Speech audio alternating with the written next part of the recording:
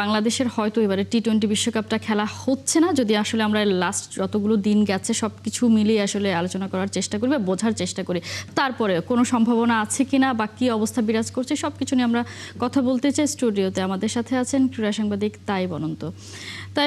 শুভ সকাল। ক্রিকইনফোর খবর আমরা নিশ্চয়ই সবাই দেখে ফেলেছি এবং ক্রিকইনফো যেটা বলেছে যে শনিবার যে আইসিসির বিসিবির মিটিংটা হয়েছে সেখানেই আইসিসি তাদের শেষ কথাটা জানিয়ে গেছে।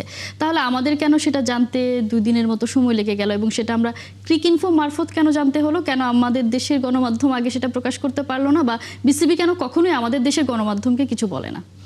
না, এটা তো একটা খুব স্পষ্ট জায়গা আপনি উল্লেখ করেছেন যে অনেক বিষয়ে বাংলাদেশ ক্রিকেট বোর্ড কিছুটা রাগঢাক রেখেই করছে, স্পেশালি এই ধরনের সেন্সিটিভ কেসে যখন তারা কিছুটা গোপনীয়তা রাখবে। আমার মনে হয় যে দ্যাট ইজ ফাইন। তাদের কি গোপনীয়তা জিনিসটা গোপন রাখতে পারছে না?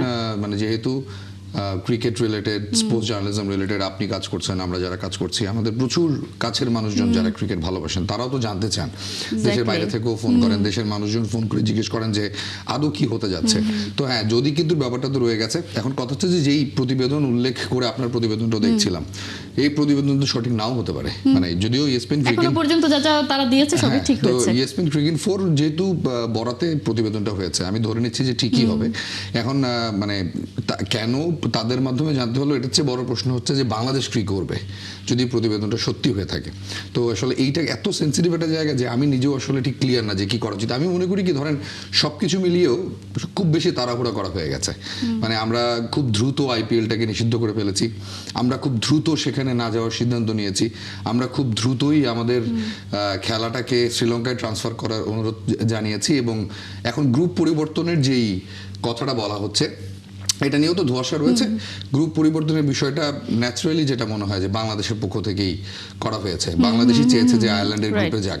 আয়ারল্যান্ডের গ্রুপে গেলে সেখানে শ্রীলঙ্কা, জিম্বাবুয়ে, সম্ভবত অস্ট্রেলিয়া এরকম অপোনেন্টের সাথে বাংলাদেশ খেলতো। বাংলাদেশের জন্য কমফোর্ট জোন ক্রিয়েট হতো, যেহেতু বাংলাদেশ মনে করছে যে তাদের নিরাপত্তা ঝুঁকি রয়েছে।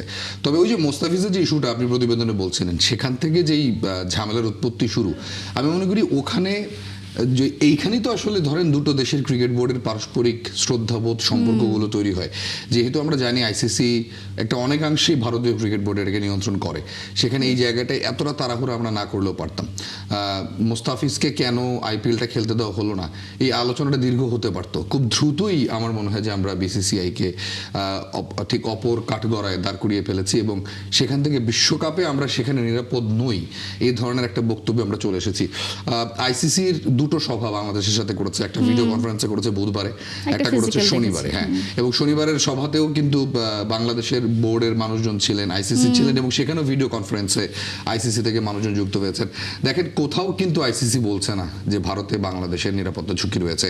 এটা হচ্ছে সবচেয়ে সিগনিফিকেন্ট। আমি জানি না যে আসলে এখানে কি জটিলতাটা রয়েছে, কারণ বাংলাদেশ ক্রিকেট বোর্ড নিশ্চয়ই বাংলাদেশ গভর্নমেন্টের কাছ থেকে কোথাও না কোথাও তো তারা একটা তথ্য পেয়েছে যে ভারতে আমাদের প্লেয়াররা হোক এবং বাংলাদেশের ফ্যান্সরা কিন্তু শুধুমাত্র বাংলাদেশের ক্রিকেটের স্টেক হোল্ডার না, আইসিসিরও অনেক বড় একটা স্টেক হোল্ডার। আপনি জানেন যে পৃথিবীর যেখানেই খেলা হোক না কেন, বাংলাদেশের ফ্যান্সরা কি পরিমাণ আগ্রহ নিয়ে এবং কি পরিমাণ টিকিট তারা কিনে সেখানে খেলা দেখেন। সো আমার মনে হয় যে যেই নিরাপত্তার কথা বিসিবি মনে করছে সেটাও যুক্তিসঙ্গত, এবং অবশ্যই ধরেন যে সাংবাদিকরা ট্রাভেল করবে, যখনই কোনো একটা ওয়ার্ল্ড কাপ হয় সেখানে বিশাল পরিমাণ বাংলাদেশের সাংবাদিক ট্রাভেল করেন, তারাও তো নিরাপত্তা ঝুঁকিতেই থাকবেন, কারণ তারাও বাংলাদেশি, সেটা কলকাতা হোক সেটা মুম্বাই হোক। বাট আমি মনে করি যে আইসিসি যেহেতু বারবার উল্লেখ করছে যে সুনির্দিষ্ট কোনো দেশের বা দলের বিরুদ্ধে কোনো রকমের নিরাপত্তা ঝুঁকি তারা দেখছে না, সো এইখানে আমার মনে হয় আলোচনার জায়গাটা আছে। এখন দিন শেষে ধরেন আপনি কি করতেন বা আমি কি করতাম বা ক্রিকেট বোর্ডে যারা রয়েছেন তারা কি করতেন, যে দোলাচলে তারা রয়েছেন তার থেকে বেশি দোলাচলে রয়েছেন ক্রিকেটাররা। ধরেন আপনি আজকে টকশো শুরুর আগে যে হৃদয়ের বিষয়টা নিয়ে কথা বলছেন, সেঞ্চুরি করেছেন গতকাল, এবং হৃদয়ের যে আলোচনাটা হচ্ছিল যে আসলে ওপেনে এত ভালো করছেন এবং টানা ভালো করছেন তিনি, টানা ভালো করছেন, এবং ইনফ্যাক্ট এবারের বিপিএল এ 10টা ম্যাচের মধ্যে 4-এ ব্যাট করেছেন, 3-এ ব্যাট করেছেন, এবং ওপেন করতে নেমে মনে হয় একটা 90+ আছে, 97 আছে, একটা 100 আছে। সো তিনি কোথায় খেলবেন, এই আলোচনাটা কিন্তু আমাদের আজকে করার প্ল্যান ছিল। এবং আপনি যখন বলছিলেন তাহিদ হৃদয় এখানে আলোচনা, আমি কিন্তু একটা কথা বলছি, তাহিদ হৃদয় এত ভালো খেলছে, নিজেকে এত ভালোভাবে প্রিপারেশনটা নিচ্ছেন, তিনি খেলবেন কোথায় যদি বিশ্বকাপটাই না হয়? That's right, মানে ধরেন তাহিদ হৃদয়ের আমি উল্টা এখন তো প্রশ্ন করতাম যে লিটন বাংলাদেশ দলের ক্যাপ্টেন, তিনি তাহিদ হৃদয়কে স্পষ্ট করে বলেছেন যে তুমি মিডল অর্ডারে খেলবা ওয়ার্ল্ড কাপে, অথচ বিপিএল এ কিন্তু তিনি হৃদয়কে উপরে খেলাচ্ছেন। এটা নিয়ে ডিবেট হতে পারতো। মোহাম্মদ আশরাফুল বাংলাদেশের ব্যাটিং কোচ, তিনি রংপুরেরও কোচ, তিনি তো হৃদয়কে নার্চার করবেন। সো এই আলোচনার বাইরে আমার যে টেনশনের জায়গাটা সেটা হচ্ছে ক্রিকেটাররা যত কিছুই বলুক না কেন যে আসলে এটা আমাদের হাতে নেই, আমাদের কাজ হচ্ছে খেলে যাওয়া, এত সহজ না বিষয়টা। এখানে মনস্তাত্ত্বিক যে জায়গাটা ক্রিকেটারদের রয়েছে তারা অনেক অনেক রকমের টেনশন করছেন, এবং আমি খুব কাছ থেকে এবারে বিপিএল ক্রিকেটারদের দেখছি তারা ভাবেন, তারা চিন্তা করেন, তাদের অস্থিরতা কাজ করে, তারা বারবার জিজ্ঞেস করেন যে আসলে খেলাটা কোথায় হবে। সো এই দোলাচলের ফলে, এবং সবচেয়ে বড় কথা বাংলাদেশের টেস্ট ক্যাপ্টেন শান্ত কিন্তু স্পষ্ট করেই বলেছেন যে এটা যতটুকু কিছু হোক বিশ্বকাপের আগে যখন এই ধরনের সিচুয়েশন ক্রিয়েট হয় ক্রিকেটাররা অনেক অস্থিরতা বোধ করে। আমরা তো আসলে অনেক কথাই বলছি, এখন বাংলাদেশ কিন্তু তাদের অবস্থানটা শুরু থেকে স্পষ্ট করে রেখেছে, যেটা আপনি আসলে বলছেন যে খুব আমরা যে ধরনের সিদ্ধান্ত নিয়েছি খুব তাড়াহুড়া করে সিদ্ধান্ত নিয়েছি, এবং তারা তাদের জায়গায় স্টিক যে তারা কোনোভাবেই ভারতে বিশ্বকাপ খেলতে যাবে না। এবং শনিবারের বৈঠকে আইসিসি তো জানিয়ে গেছে তাদের পক্ষে আসলে যে সময় আছে সেই সময় তাদের পক্ষে সম্ভব না ভেন্যু বদল করা, বা হচ্ছে যেটা অদল বদলের কথা আমরা আয়ারল্যান্ডের সাথে শুনেছি, আয়ারল্যান্ড তো রাজি হয়নি, খুব স্বাভাবিক, তাদেরও তো একটা প্ল্যান আছে তারা বিশ্বকাপ খেলতে যাবে। সেই জায়গায় আমরা কি আসলে ধরে নিতে পারি কিনা যে বাংলাদেশের আসলে এবারের বিশ্বকাপ খেলাটা হচ্ছে না, কারণ তারা তো তাদের জায়গায় স্টিক ভারতে যাবে না, এবং আইসিসিও তো স্টিক যে তারা পারবে না অন্য কোথাও আয়োজন করতে। তাহলে আমরা ধরে নেব যে এরকম দিনটা আসলে আমাদেরকে দেখতেই হচ্ছে। আমি যেটা বলছিলাম আপনাকে যে খুব তাড়াহুড়ো করে আমরা সিদ্ধান্ত নিয়েছি, এটা একটা ব্যাপার। একটা আইপিএল না খেলে পৃথিবী বদলে যেত না আমি মনে করি। হ্যাঁ, এবং জীবনে অনেক সময় অনেক জায়গায় মনস্তাত্ত্বিক দ্বন্দ্বের সিচুয়েশন তৈরি হয়, তখন সেটাকে ইগনোর করাটাও একটা খুব অনেক বড় কূটনৈতিক চাল বলে আমি মনে করি। এবং মোস্তাফিজ কোন ক্যালিবারের প্লেয়ার, মোস্তাফিজ কি করার ক্ষমতা রাখেন সেটা আইপিএলও দেখেছে, সেটা বিশ্বও দেখেছে।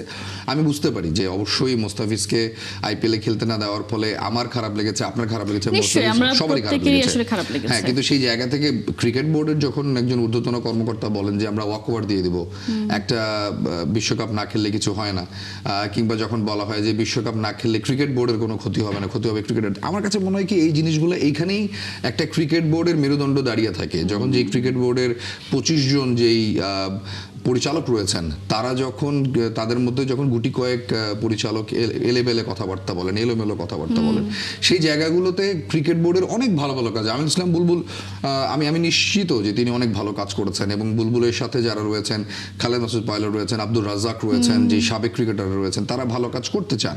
কিন্তু এই ক্রিকেট বোর্ডে আনফর্চুনেটলি এমন অনেক পরিচালক রয়েছেন যাদের আসলে ক্রিকেট সম্পর্কে কোনো রকমের ধারণা নেই, এবং যারা ক্রিকেট নিয়ে কথা বলতে এসেও জানেন না যে এক্স্যাক্টলি আসলে কি বলা উচিত, কি করা উচিত।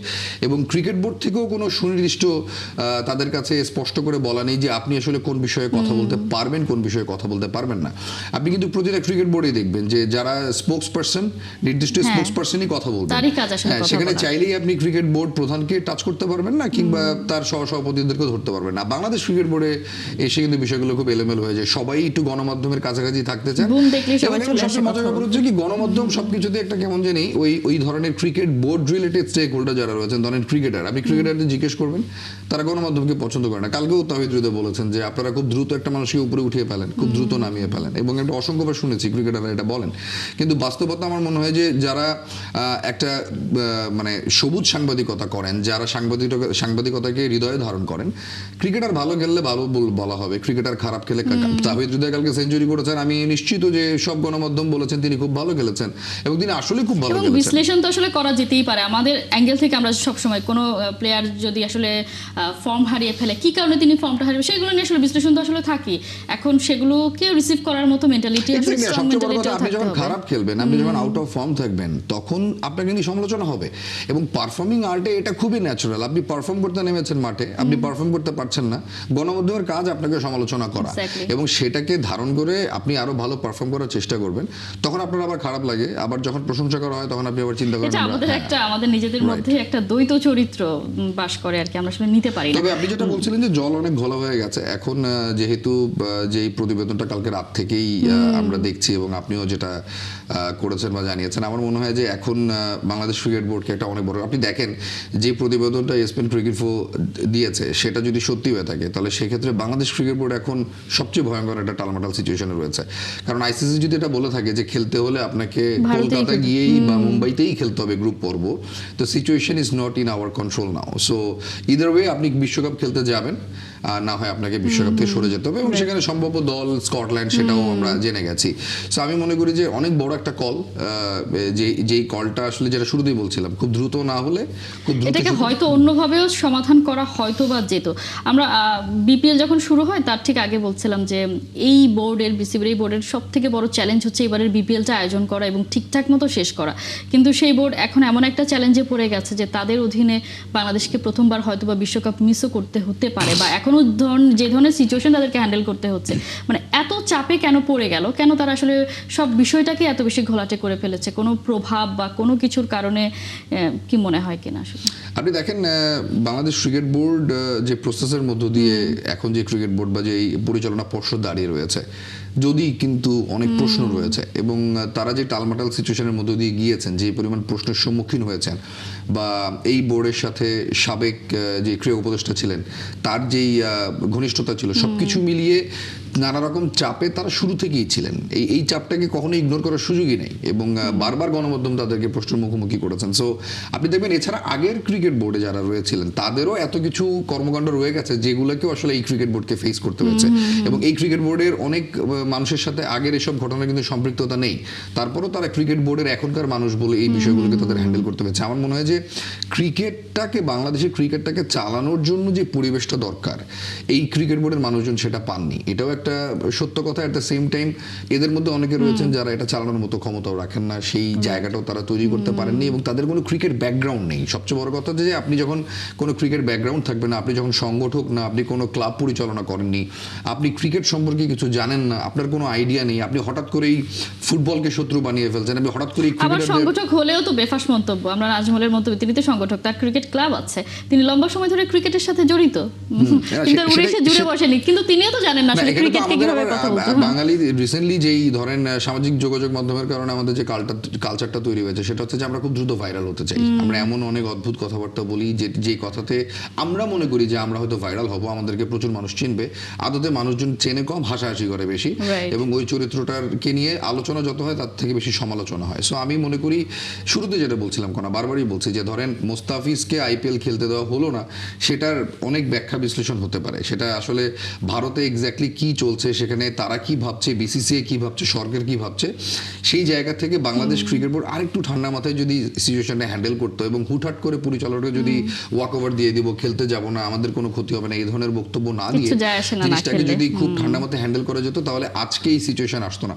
আমি স্পষ্টভাবে মনে করি যে বিসিসিআই এটাই করতে লেগেছে, এবং তারা স্ট্রং হোল্ড, খুব স্বাভাবিক টিট ফর টেট। তা আমরা ভেবেছি বোধহয় আমরাই পাটকেলটা ছুঁড়েছি, কিন্তু সেই পাটকেলের ছোড়ার বিপরীতে যে মিসাইল চলে আসবে সেটা তো আসলে আমরা হয়তো ভাবতে পারি না। ছোট্ট করেই জানতে চাইবো, ধরে নিলাম বাংলাদেশের বিশ্বকাপ খেলা হচ্ছে না, যদি তার স্টিক থাকে, আমরা নিশ্চয়ই চাইবো যে ইগো বিসর্জন দিয়ে হলেও ক্রিকেটটাকে তো বাঁচাতে হবে, বা এটার তো আফটার ইফেক্ট আরো বেশি খারাপ হতে পারে।